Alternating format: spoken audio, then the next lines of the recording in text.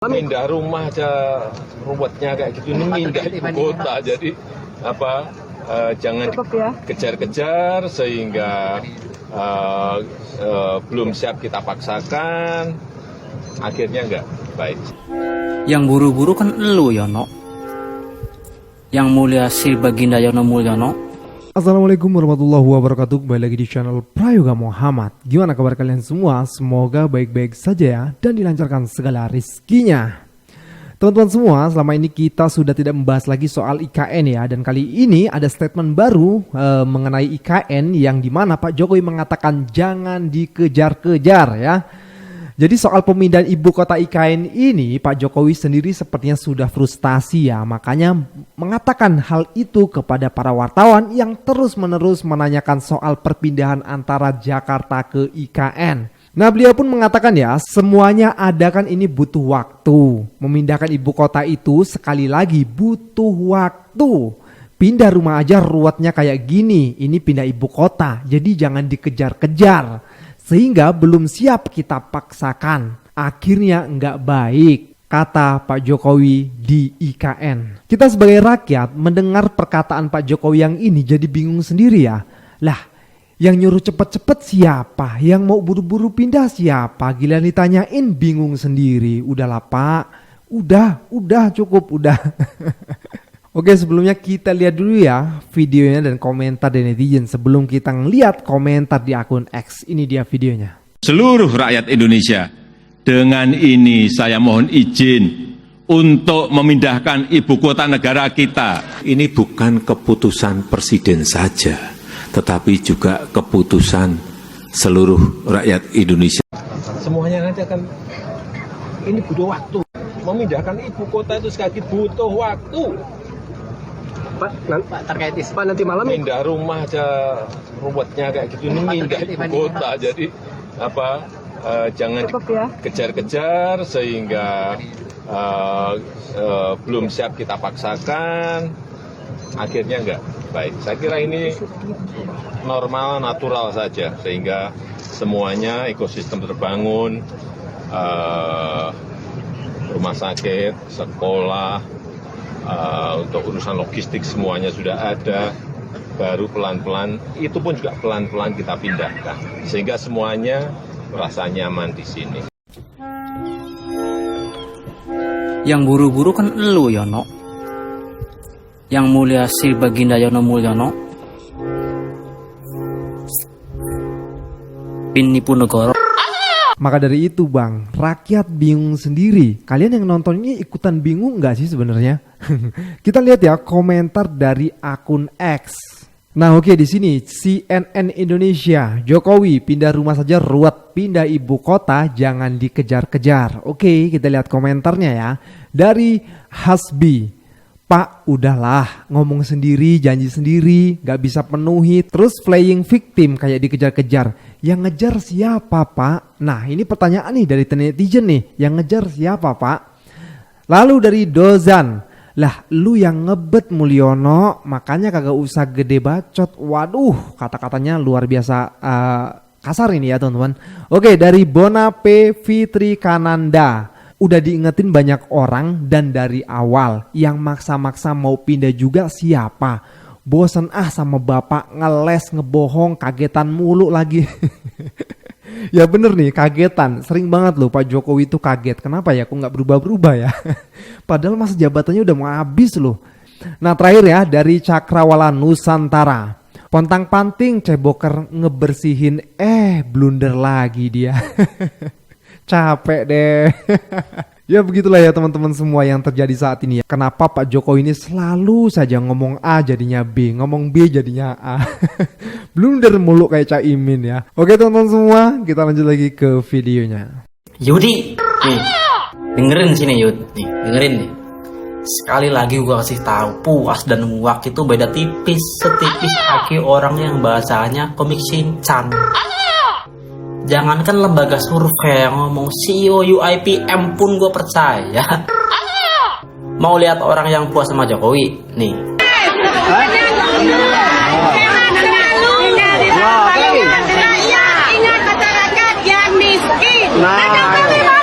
Dengan dengan bangganya dia bilang, ingat rakyat miskin. What the fuck? Presiden Jokowi sudah menjabat selama hampir 10 tahun. 10 tahun nanti 20 Oktober itu. Ada pola-pola yang selalu berulang. Ada tindakan-tindakan yang sebenarnya kita semua tahu pasti selalu begitu caranya. Jadi ketika Pak Jokowi berada pada situasi krisis, ketika banyak protes dari publik, ketika suara di lini masa, di timeline, sosial media itu mengkritik begitu keras, mempertanyakan begitu keras, menyuarakan, pasti ada cara-cara yang sudah pakem yang akan dilakukan oleh Pak Jokowi. Pertama, Pak Jokowi akan tiba-tiba turun ke pasar atau tiba-tiba turun ke jalan-jalan.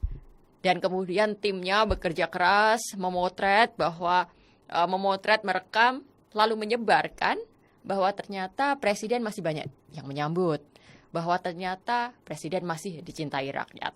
Ini adalah contoh narasi yang sengaja diproduksi, sengaja difabrikasi. Setiap kali ada kritik, setiap kali popularitas dia anjlok. Nah, selain itu, dalam situasi-situasi seperti ini, Pak Jokowi juga akan mengcounter dengan, kalau teman-teman membaca berita terbaru, sudah keluar survei kepuasan publik terbaru yang dikeluarkan satu lembaga survei. Sudah keluar juga satu lembaga survei yang lain merilis betapa 10 tahun Pak Jokowi itu dianggap berhasil. Indikatornya 1, 2, 3, 4. Nanti teman-teman bisa cari sendiri. Survei kepuasan publik pun angkanya tetap tinggi. Saya tidak mau mengulang di sini, silakan cari sendiri. Tapi ini semua sengaja dikeluarkan di tengah puncak kemarahan, di tengah segala ekspresi ketidakpercayaan. Dan kalau teman-teman lihat misalnya yang terbaru, kebijakan terbaru Pak Jokowi akhirnya resmi membuka kembali ekspor pasir laut. Setelah sebelumnya dia berjanji untuk tidak mengizinkan ekspor pasir laut. Kalau teman-teman ingat Pak Jokowi ketika baru menjabat, dia berpidato di banyak tempat, dan ini juga menjadi jargon yang dilekatkan ke Pak Jokowi. Pak Jokowi berjanji untuk tidak memunggungi laut. Nah, sekarang kita justru melihat di akhir jabatan dia memberaki laut gitu. Jadi di tengah ekspresi kemarahan publik, ketidakpercayaan publik, berbagai masalah yang menimpa dipertanyakan publik terhadap keluarga Pak Jokowi, mulai rentetan dari dulu pencalonan Gibran, lalu kemudian upaya untuk mencalonkan Kaesang yang kita tahu lalu direspon dengan demo besar tanggal 22 Agustus, lalu juga jet pribadi yang dinaiki Kaesang belum ada penjelasan. Pak Jokowi merasa itu semua bisa ditangani dengan biasa-biasa saja dengan caranya yang selama ini dilakukan. Datang ke jalanan, ke pasar, ke mall. Kemarin kan terakhir ke mall sama cucunya juga, di fotonya disebar-sebar. Dia berpikir bahwa hal seperti itu bisa meredam kemarahan publik. Benar-benar tidak ada upaya untuk merespon kemarahan publik itu dengan langkah-langkah yang serius. Lalu sekarang dibarengin dengan yang tadi saya bilang, survei dan berbagai pernyataan dari lembaga survei itu. Nah, sementara di sisi lain, kebijakan-kebijakan yang merugikan rakyat, kebijakan-kebijakan yang kita pertanyakan itu tetap dibuat. Jadi di tengah situasi di mana dia statusnya masih seharusnya seorang lemdak, seseorang yang sedang menunggu untuk lengser tanggal 20 Oktober nanti, outgoing presiden, justru membuat kebijakan-kebijakan yang terus merugikan.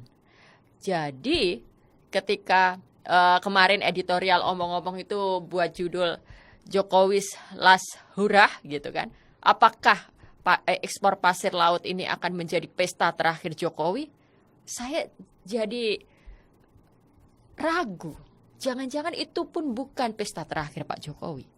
Jangan-jangan 20 sampai 25 hari ini, sampai tanggal 20 Oktober ini, kita masih akan terus berhadapan dengan berita-berita mengejutkan, berita-berita yang membuat kita semakin marah tapi tidak mendapat respon, dan yang lebih buruk dari itu, kita akan bertemu dengan kenyataan-kenyataan bahwa berbagai kebijakan yang merugikan rakyat akan terus dibuat.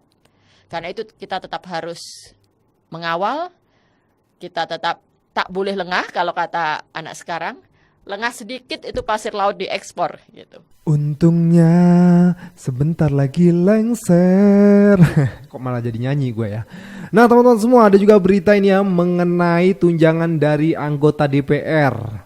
Nih, anggota DPR, tunjangan pengganti rumah dinas tak cukup buat ngontrak dekat Senayan. Itu kata Bung Habibur Rahman ya. Nah, komentar beliau, ya sedih juga sebenarnya, rumah jabatan anggota harus segera dikosongkan. Ini kami sedang berkemas untuk segera pindah kembali ke rumah pribadi di Cipinang, kata Habibur Rahman saat dihubungi Jumat. Yang jadi masalah untuk kita semua adalah tunjangannya itu udah gede banget gitu loh ya, 30 juta sampai 50 juta dan belum yang gaji dan lain sebagainya. Pokoknya gede banget lah, dari satu anggota DPR saja sudah menghabiskan banyak anggaran gitu ya. Kok sepertinya nggak bersyukur gitu loh, dibandingkan dengan UMR di Jakarta kan jauh banget gitu loh. Nah ini dia komentar dari netizen dan juga komentar dari akun X ya, nanti kita lihat. Ini dia videonya. Salam logika. Guys, kalian masih ingat kan tapera tabungan perumahan rakyat yang akan dipotong 3% dari karyawan? Gua pikir itu cancel. Ternyata hanya ditunda guys. Tapi katanya tapera ini hanya dibebankan kepada mereka yang gajinya di atas UMR. Sementara itu berita lain dari anggota DPR dan MPR yang terpilih kemarin. Katanya mereka dapat tunjangan perumahan per bulannya 50 juta. Lucunya, anggota DPR dan MPR yang baru dilantik kemarin mengeluhkan tunjangan perumahan sebanyak 50 juta itu. Karena mereka bilang 50 juta tidak cukup untuk ngontrak perumahan di sekitar Senayan. Sebuah ironi yang tidak ada habis-habisnya. Anggota DPR periode 2024-2029 gak lagi dapat rumah dinas alias rumah jabatan anggota atau RJA. Kenapa? Karena katanya rumahnya itu udah tua dan biaya perawatannya udah gak masuk akal. Jadi daripada pakai rumah tua yang ngabisin biaya buat dirawat, sekarang mereka bakal dapat tunjangan perumahan. Ya, tunjangan perumahan teman-teman. Tapi masalahnya, besaran tunjangannya itu lagi dikonsultasikan. Karena harga sewa rumah di Senayan, Semanggi, sampai Kebayoran itu naik turun gak jelas. Menurut Sekjen DPR RI, Indra Iskandar, tunjangan ini lebih fleksibel dibandingkan harus terus-terusan perawatan rumah jabatan yang udah gak efisien. Dan kebijakan ini resmi tertuang di surat Sekjen DPR, teman-teman. Tunjangan perumahan bakal disesuaikan sama harga sewa rumah di daerah strategis kayak Senayan. Jadi intinya, mereka nggak kehilangan fasilitas, tapi kita yang harus pastiin uang rakyat dipakai dengan bijak. Fleksibel sih katanya, tapi apakah tunjangan besar ini sesuai sama kondisi keuangan negara kita? Kita harus kritis teman-teman, karena anggaran negara itu bukan untuk foya-foya, tapi buat rakyat. Cara pendapat kalian, drop komen deh. Anggota DPR Swedia tak dapat tunjangan mobil dan rumah. Tak pantas kami diistimewakan. Ini beda kelas banget teman-teman dengan DPR di Konoha ini teman-teman ya. Ini adalah Per Ane Håkansson dari Partai Sosial Demokrat di Swedia teman. Kami tak berbeda dengan warga kebanyakan, tugas kami adalah mewakili rakyat. Jadi tak pantas rasanya jika kami diistimewakan atau mendapatkan banyak fasilitas atau gaji tinggi, ujar Per Ane Håkansson, anggota DPR dari Partai Sosial Demokrat. Jauh sekali teman-teman ya dibandingkan dengan Konoha ini. Apalagi kita nih kalau misalnya sampai tingkat desa teman-teman, coba lihat baru 2 bulan menjabat, rumah langsung bangun rumah tingkat 2, mobil Pajero sana sini, ya kan? Pantesan Swedia ya masuk 6 negara terbersih di dunia versi Transparansi Internasional. Angka kemiskinan di Swedia juga cuma 6,6%. Ya, ini negara maju, bersih korup, orangnya jujur-jujur, beda sama kita. Jadi sebenarnya guys, ini masalah mindset, ya, masalah pola pikir orangnya, SDM-nya bagus. Kalau SDM-nya bagus, semuanya bagus. Karena yang mengelola sumber daya, mengelola bumi ini ya manusia. Ya kan? Jadi manusia mengelola bumi, sumber daya alam, mengelola semua, ya jadi bagus. Kayak Swedia ini, kita ini apa bos? Ya kan? Baru menjawab 2-3 hari, 2-3 bulan, mobil sana sini, apa segala macam. 2 tahun karaoke, cewek, ya 5 tahun kasus, itulah. Ya, bahkan tidur di parlemen kita ini, teman-teman. Ya, kalau disindir ngamuk. Jangan sindir pemerintah, jangan sindir ini. Kacau. Kita ini guys.